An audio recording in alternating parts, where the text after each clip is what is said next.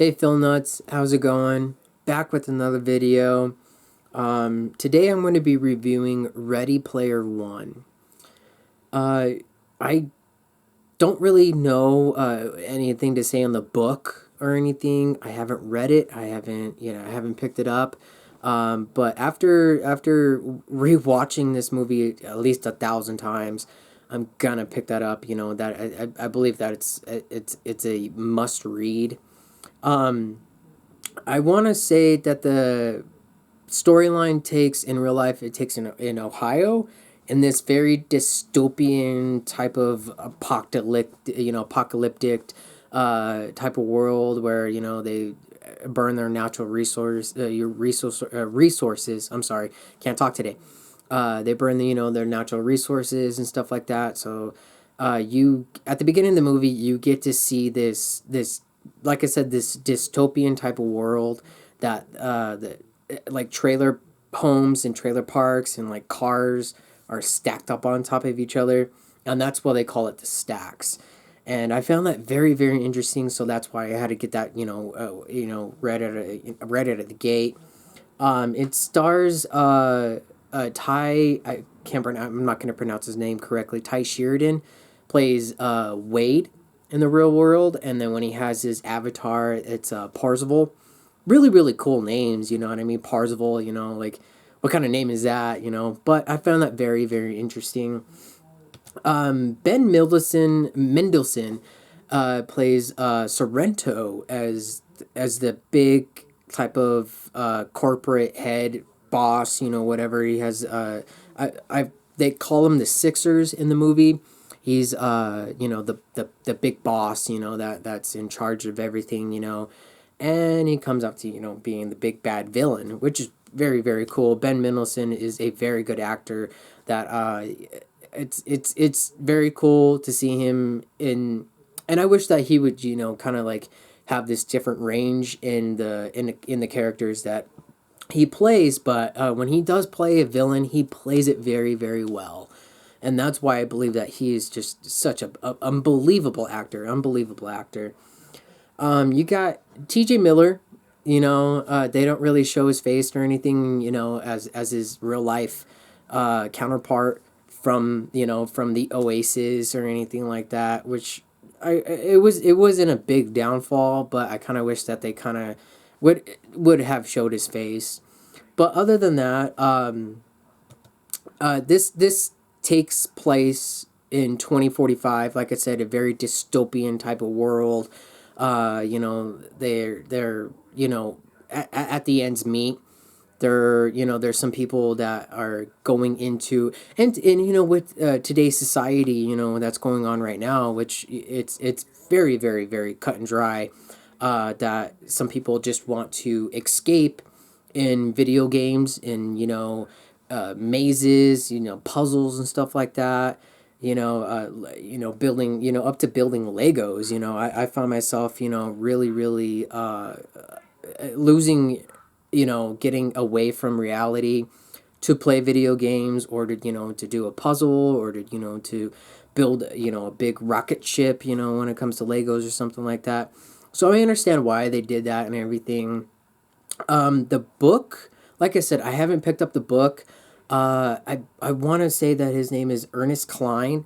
That was really, really, really just has a very, very solidarity when it comes to like the '80s, and because that's when he grew up and everything, and he's just I'm like I said, I haven't read the book or anything, but he just wanted to write about like his childhood, about all the video games that he played, all the pop culture references and stuff like that. Back to having playing the Atari. I didn't have an Atari growing up, but I remember some of my family members that did have the Atari 2600. That it was a very very found console at the time, very fun to play and everything. So there's a lot of 80s references going in here, and then on up. We're gonna get into that here in a few.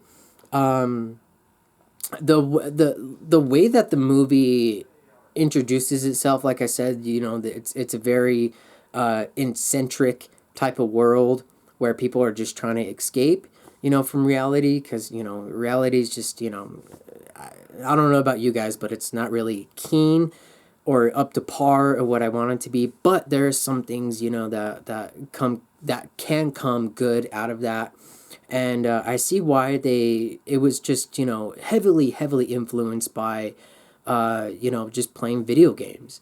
You got the VRs. Today it's it's like I said, it's one of those things where people were just trying to escape. They were just trying to get away from reality, and I see that. I really do. I really like the way that they showed the video game. And by the way, the video game is inspired. Not inspired, but it's called the Oasis. Like I said, with the VR, the virtual reality, put on these glasses or these goggles, and then you're into this submissive type of reality, or game reality, that you have avatars. You can change into different characters. You can change your hair color. You can change your name. So I found that very interesting and very cool at the same time, because I've always wanted to, I've always wanted to feel like what it would be like to be you know a Street Fighter character, or if you can play a Spider-Man, any DC Marvel characters or anything like that. So I found that very interesting, of how Ernest Cline really implemented that to his book. And then the way that Steven Spielberg, director and producer on this, by the way, I'm sorry, the way that he intertwined everything, and the way that everything came together, it felt natural. It felt natural, and some people were a little upset the way that the game, and the way that they had to find the keys throughout the movie, just felt rushed because of the book. There was a lot more to do with the book, I guess. Like I said, I haven't read it, but they just felt like it was a little bit rushed, or and stuff like that. But without having reading the book, I felt like it was a good, fleshed out story. There is a lot of references and a lot of Easter eggs that you are going to miss, and that going to you're going to pick up on some stuff. You're going to see Back to the Future, with the DeLorean, like I said, with Street Fighter characters. There's Freddy Krueger in there, and some person is playing as Freddy Krueger.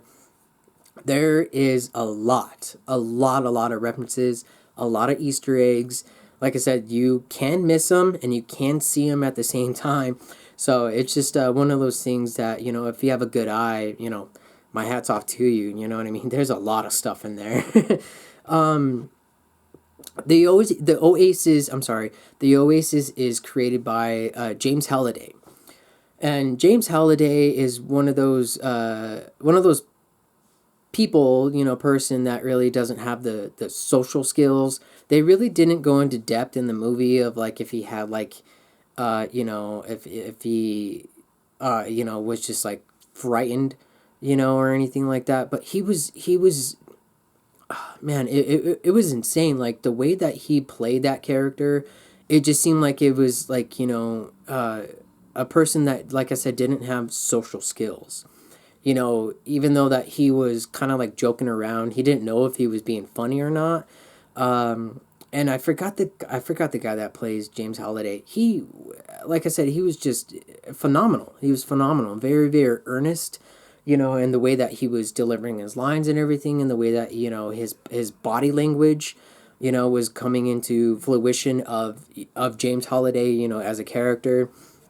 And in the Oasis, he is kind of like the grandmaster wizard, or something, that put this game together, but was also an avatar in the game, which I found very cool, and very interesting, because you want to have that create, he was the creator. You want to have a creator, or you want to have that sense of ability of having like Ed Boon, that, or Ed Boon, that created Mortal Kombat, or co-created Mortal Kombat. There is a few games from, I think, I want to say, like Mortal Kombat Deadly Alliance and Armageddon. You see different characters in that game, the way that Ed Boon, wanted to bring his life into those games. And I found it very, very interesting because it reminded me of that. It was very similar. It's like I said, it's a person that didn't have very good social skills, and stuff like that. He was just by himself. They didn't really go into depth about his parents or anything, but you can tell that, like, he was very isolated from everyone else. And it was a very good part for, like, again, I forgot his name, for that character of James Halliday to be just so down to earth, and just have that camaraderie of where he knew that he was joking around, but he didn't know that he was being made fun of, or being just outlandish funny. So I found that very, very interesting. The way the Oasis is, I gotta say, my gosh, it's one of those things that I understand we have the virtual reality now, but I kind of wish that we had that, the Oasis, here, in real life. It's one of those things that, like, I would, I would just get off of work, put on the goggles, and just be my avatar and play the game, or go around and do different things that are in the Oasis, that from that follow up in the movie. You have these points, you get coins and stuff like that, just like any other game, which I found very, very fascinating, because I'm a very game oriented type of guy. I love, coming home and popping in, Madden, Mortal Kombat, Call of Duty, and stuff like that. So it was a very good thing to see, while knowing that it's still grounded in reality. So that was a big plus in my book. The storyline, like I said, a lot of people were upset because it was kind of rushed from the book. But then, again, there's a lot of book adaptations from the movies that really can't, or don't or can't tell everything, which is very understandable. And I felt like it wasn't rushed at all. I felt like they had a good pace, they had a good timing slot and everything. From the very first key, from the second one, from the third one, from beginning, middle, and end. It was a very, very fleshed out story. And so I really don't see why people were so. I mean, I get it. If I read a book, about, just like Superman or Batman, and they had, just those type of movies, and they took out some key stuff. Like, I get it, I really, really do. But I felt like it was very, very fleshed out. Very, very well.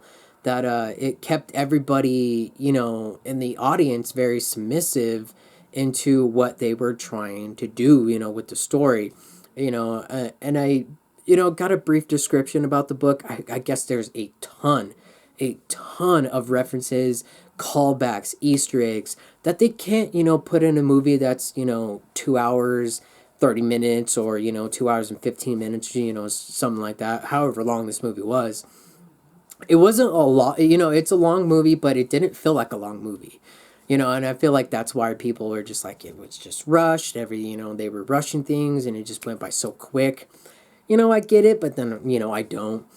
The game itself, the Oasis, and like the Easter eggs, like I said, and the callbacks are really, really fleshed out well when it comes to finding the keys. You got like Stephen King, you got like RoboCop, you got King Kong, you got I'm sorry, Jurassic Park and stuff like that. There's a lot of callbacks, from other movies and other, books, comic books, comic book characters. There's one particular scene at the beginning where Parzival Wade says that, you can climb Mount Everest, with Batman. And I felt like, if I was ever to be into that moment, that would be, like the best thing, to ever happen. The the villain, like I said, is played by Mendelsohn Sorrento.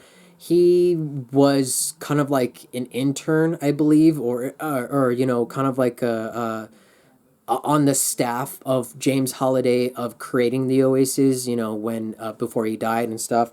And you see one particular scene where he's talking to James Halliday and his coworkers and everything, and he's trying to get like different ideas, different modes and stuff like that.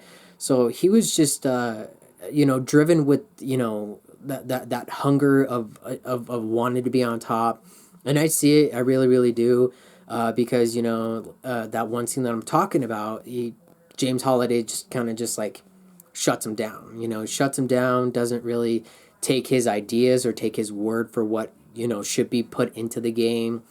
And I find, like I said, I find Ben Mendelsohn just to be one of the best villain actors.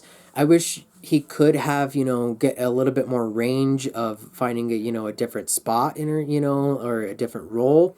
But when he does play a villain, he plays it to a T. He plays it on point. He's